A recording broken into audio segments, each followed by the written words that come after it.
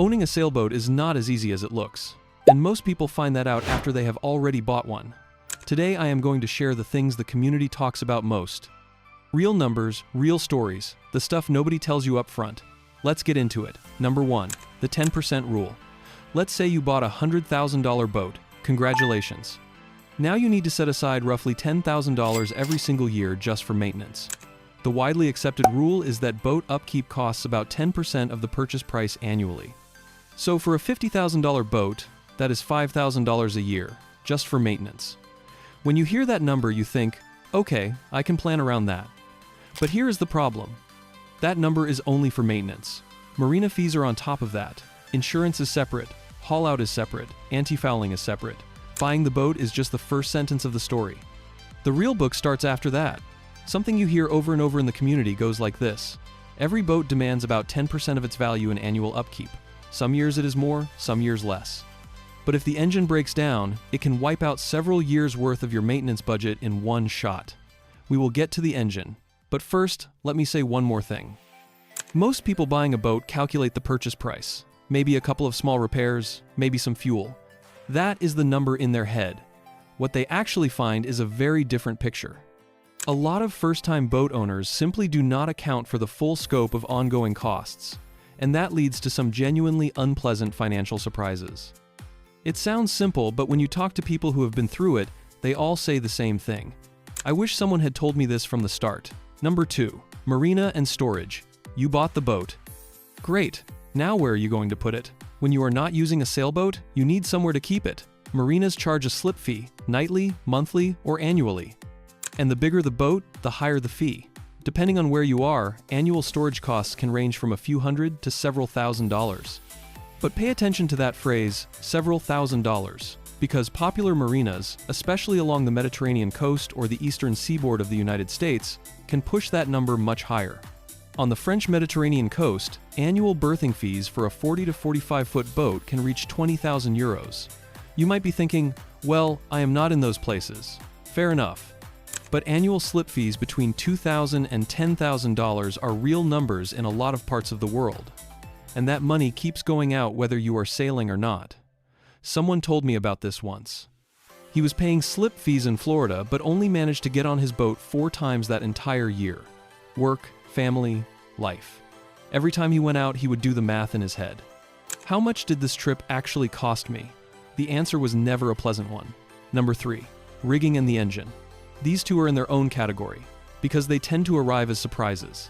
Standing rigging, meaning the fixed wires and rods that hold up the mast, costs around $4,000 to replace, roughly every 10 years.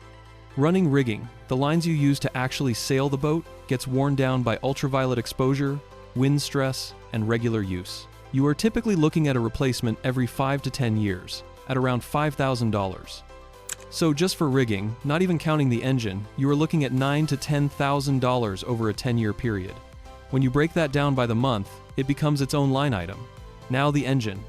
The amount you need in an emergency fund depends on your boat and how you use it, but it needs to be big enough to cover the most expensive single repair. And that most expensive repair is usually either the engine or the rigging. There are plenty of stories in the community about what happens when the engine goes. One of them stuck with me. A guy just bought his boat. The first summer goes smoothly. Then in September, the engine breaks down. The mechanic comes, takes a look, says a part is needed, that part is not in stock, it has to be ordered, delivery is 3 weeks out. The repair cost nearly wiped out his entire annual maintenance budget, and the boat sat unused for 3 weeks. That season was over. There was no special mistake made here. Engines break. But being unprepared makes it so much harder to deal with. Number 4. Salt water. This one is short, but it matters. I wanted to include it on the list. The water your boat lives in directly affects your costs. Salt water is far more corrosive than fresh water. Boats that operate in salt water need more frequent cleaning and protection to prevent damage, and that pushes maintenance costs higher. If you are doing offshore passages, the costs go up even more. The stress on rigging and sails increases. Sun exposure and continuous use wear out sails and hardware faster. The engine degrades more quickly, and unexpected repairs become more likely. Long-term service intervals shrink considerably in these conditions. Same boat, same age, same usage frequency, but operating in salt water means a completely different cost picture. It is a simple fact, but most people do not put it front of mind when they are shopping for a boat. Number 5. Time. We have covered the money side, but there is also the time side. And this might be the least talked about part of the whole conversation. Someone in the community put it this way.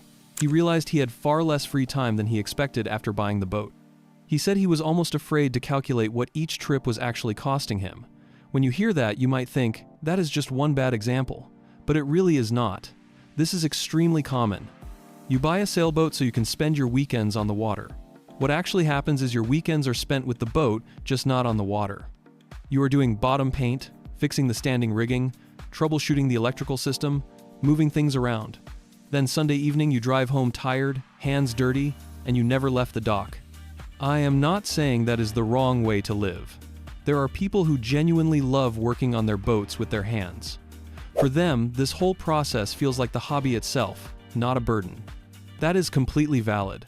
But if you bought the boat imagining yourself sailing into a sunset with a cup of coffee in your hand, you need to know that making that reality takes real, deliberate effort. While looking into this, I came across something in the community that I thought was the sharpest way to frame it. Instead of asking what your annual ownership costs are, ask yourself how many times you actually went sailing that year, and what each trip genuinely cost you. When you ask yourself that question, the picture gets very clear very fast. Number 6. The season problem. If you are in Northern Europe or the upper half of North America, you probably already know this. But for those who do not, here it is. Sailing season is short, really short. In some places, it is under 6 months. And for the other 6 months, the boat sits in a marina or in winter, storage on land. You are still paying. The boat is not moving. Winterizing is its own cost category. Draining the fluids, protecting the engine, covering the boat. Professional winterizing typically runs $200 to $500. Indoor marina storage can go well above $1,000. And that is just winterizing. Haul out is separate. Relaunching is separate. Anti-fouling is separate. All of these repeat every single year. I asked a friend in Denmark how many months a year he actually sails. 5 months, he said. What about the rest, I asked. I pay, he said. Short answer, a lot packed into it. Number 7. System complexity. Let's finish with this one, because in modern boats especially, it is becoming a bigger and bigger issue.